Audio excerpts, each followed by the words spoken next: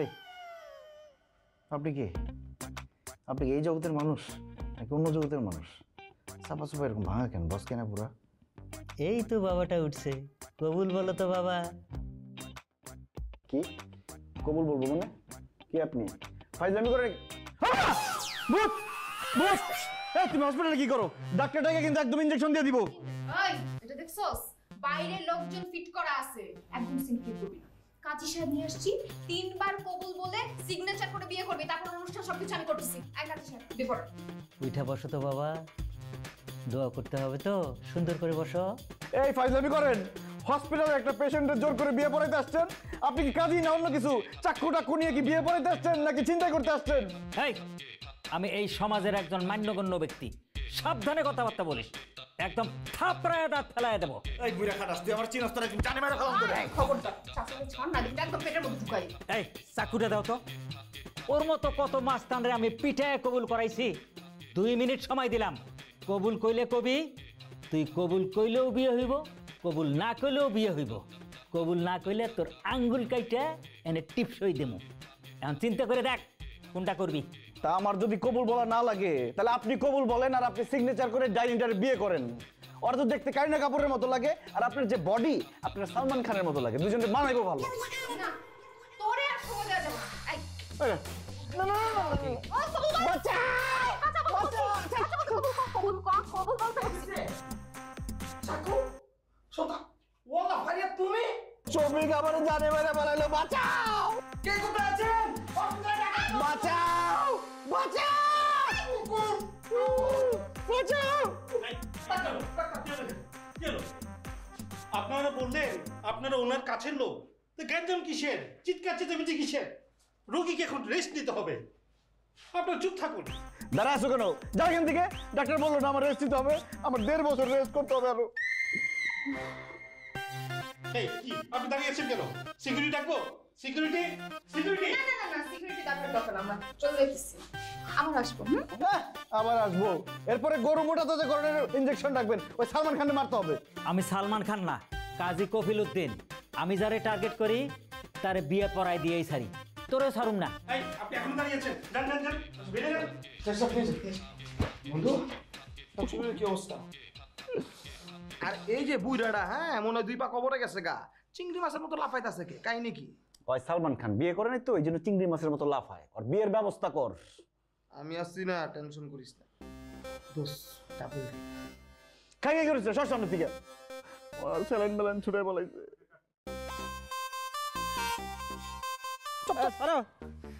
বন্ধু কিরে শফিক ধরতে পারছস? শফিকের হাত থেকে বাঁচতে পারে এমন কেউ আছে? আরে বেটা সালমান খানের তোরে নেই তো 1 মিনিট দাঁড়া। তাড়াতাড়ি নিয়ে আয়।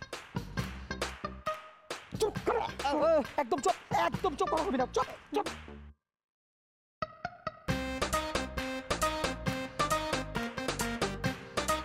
নাম নাম।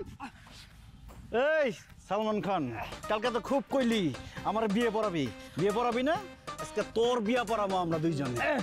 আমি তো 22 বছর আগে বিয়ে করছি, এখন তো আমি 6 বাচ্চার বাপ। তুই 6 বাচ্চার বাপ, এখন আমি 12 বাচ্চার বাপ। কিন্তু তোদের যে যুবক তোরটা যা, আজকেই তোর বিয়ে পড়ামো। বন্ধু এই খুশিতে গান গাওয়া উচিত। ওই গান গা, গান গা। আমার তো খুশি লাগতেছে না। খুশি লাগতেছে না তোর? তোর খুশির ব্যবস্থা করতেছি। এই গান ধর, বিয়ার গান ধর। ধর। এই নীলাবাড়ি নীলাবাড়ি বার যুবতী সৈগো বার যুবতী সৈগো ইতিহাস সাজাবো তারে। এই, আমি কিন্তু কাজী সমিতির মধ্যে বিচার দেবো, কোনো কাজই তোমাকে বিয়ে পড়াইবো না, তখন কিন্তু বউ ছাড়া থাকতে হইব।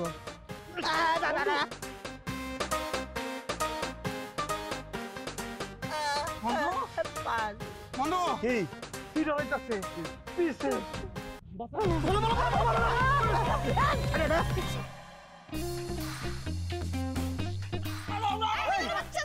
বুইরা ছাড়া দে। বইরা গেলে 6 মাসের দায়িত্ব নিতে হইব। দে ছাড়া, দে ছাড়া। ইয়াল্লাহ কি করলি? বুইরা হাত পা ভেঙে গেছে মনে হয়। চাচা আপনি ঠিক আছেন? হ্যাঁ আস্তে আস্তে আরে মারছে, চাচার গাড়িতে না বসতে বসতে আমারে মারছে।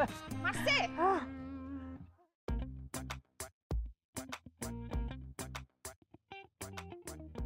হাই হাই মিলন, তুই কি আজকাল নেশা করস নাকি? নেশা ধরছস? বাবা তোমার কি মাথা খারাপ হয়ে গেছে নাকি চোখ নষ্ট হয়ে গেছে? তোমার চোখের সামনে বসে বসে আমি গরম গরম চা খাইতেছি আর তুমি এটা নেশা বানাই দিলা। তোমার বিশ্বাস না হলে আমি একটু ঢেলে দেই, চাটা খাও। আমার এই ঢাইলা দেওয়ার দরকার নাই, এই তাহেরির ডায়লগ আমার কাছে বাদ দে। তুই যদি নেশাই না করস তাহলে উকিল বাবারা বাইরে দাঁড়ায় রয়েছে কেন? উকিল বাবা বাইরে দাঁড়ায় আছে কেন? উকিল বাবা হলে সে ভিতরে আসবে, সে বাইরে দাঁড়াতে হবে কেন? আমি ডাক দেই। ডাকো ডাকো।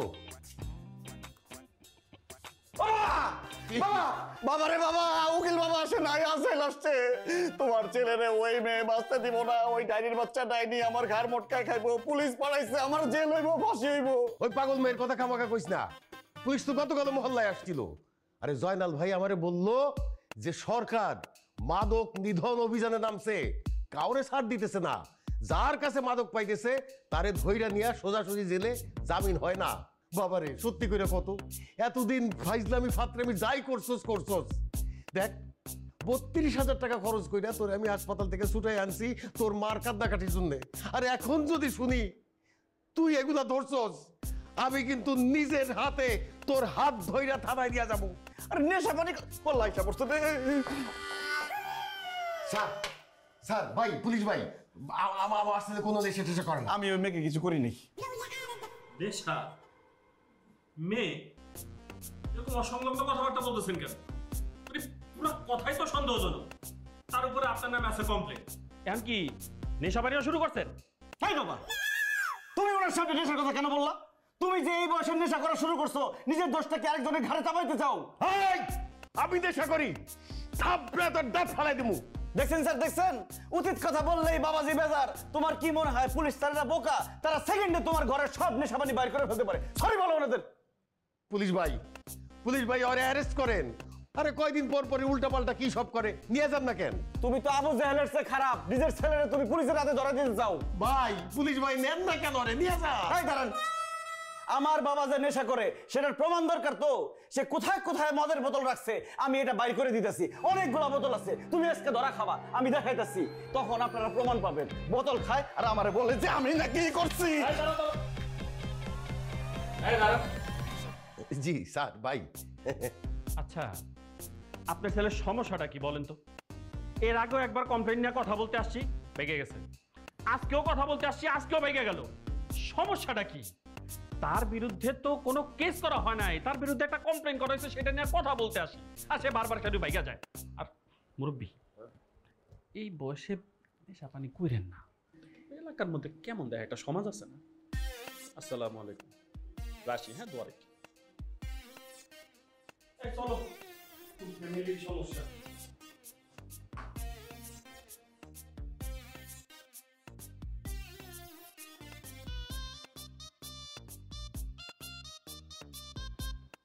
আমার পোলা না কার পোলা বুঝতেছি না তো।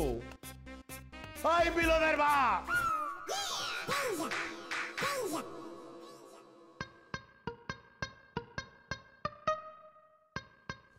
দোস্ত, আমার চেনা যায় না, তোর সুরের মতো লাগে।